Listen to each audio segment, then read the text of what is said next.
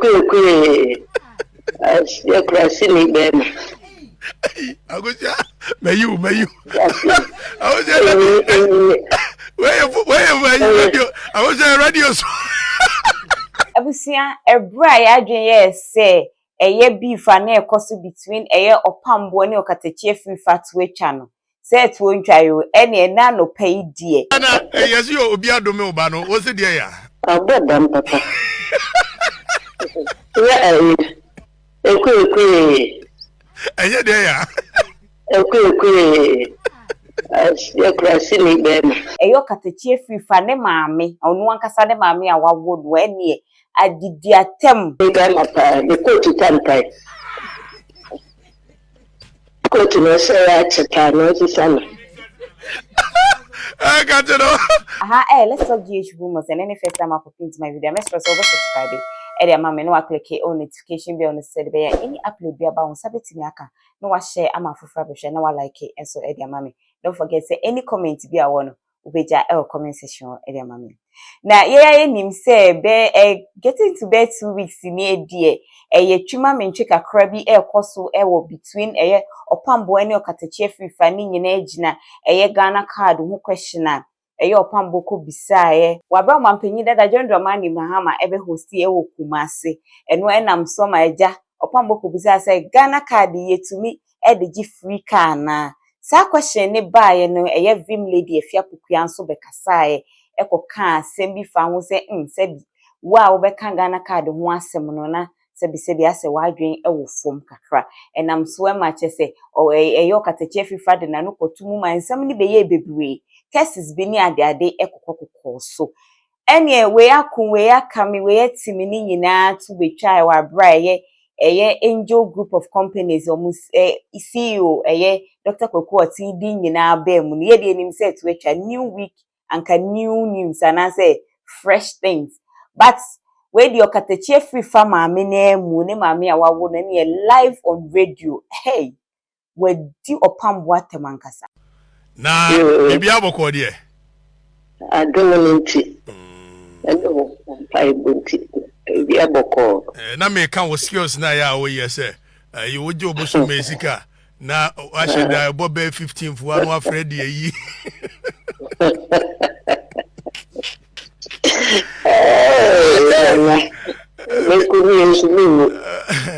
I answer Obisa mami memmo obisa mami ase Ozana yes you obi adome oba no wo se de ya Abodam papa. Ya Cʊrsing. Enye de ya Cʊrsing. Cʊrsing bema. Agoja may you I was radio I was a radio Cʊrsing bema pa the coach tantai. Coach no say ya cheta no sana. I got to know got to mommy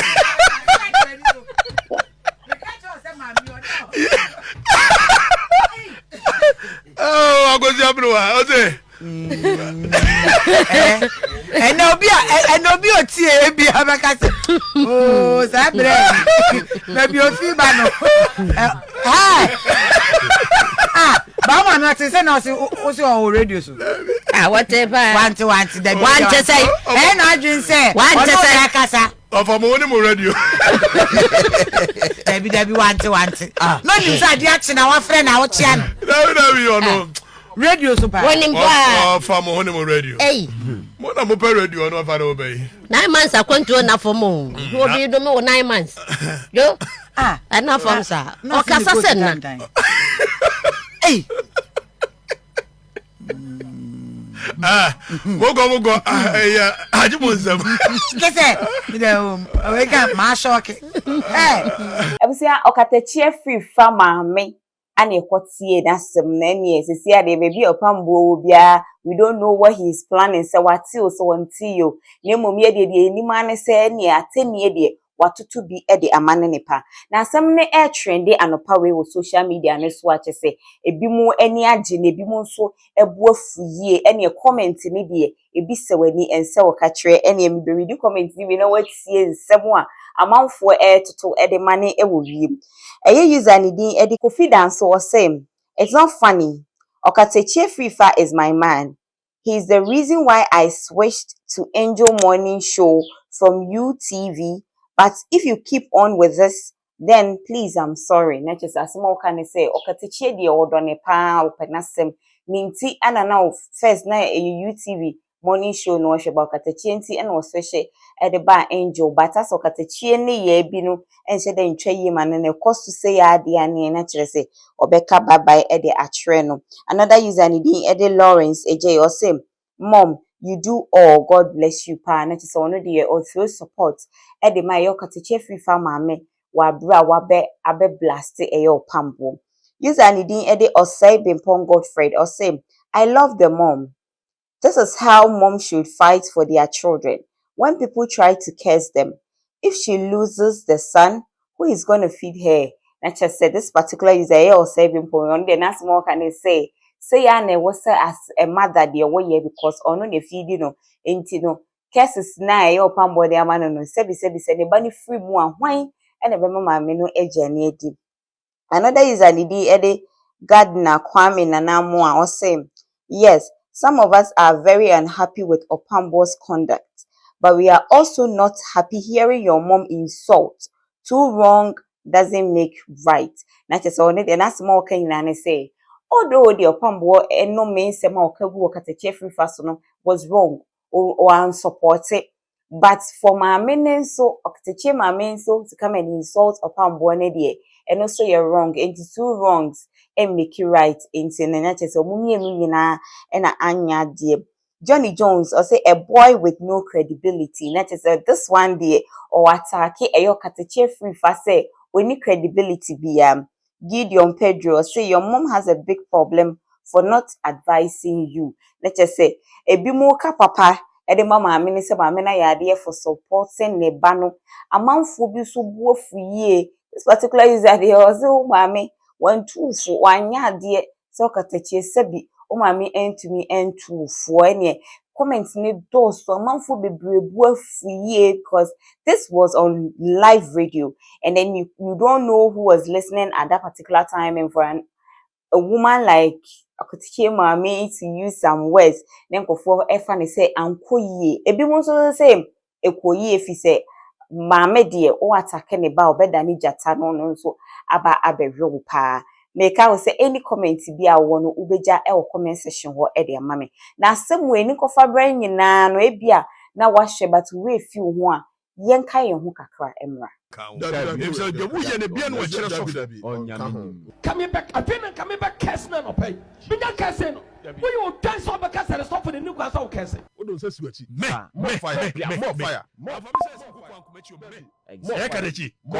adakwa yi adom se de na wo kwa mudwa wo fra wo wa hene de mi mani mi yafo wo yi wa hene wai wo hene fi apua ti saw ahihye baby shirt mananti omo e de omo ma ne se abedre ni abedre nso adwene ne de mbebe kwa don to ofui wo de mama ti wanu asam ahihye baby shirt mananti omo e de omo ma ne se abedre ni abedre nso adwene ne de mbebe he can never want to me tell me that what something yankopon to me here mom money din na tell me here so no bom dia kasa mom ni din mom penny din na me kasa tell no na wo sua nyansa won kan wo so wo bottom no did you got amu wo sua nyansa check what is out be very careful okay sababa won kwa kan bibia coming back again coming back curse na no pay binya curse no we you dance over curse and stop for the new class of curse te bible achie edi bullying krofo ko ma to betwa me breso e ma to betwa mo fire obia no obetimi akote bible no achi obia no obetimi akote nyamesom achi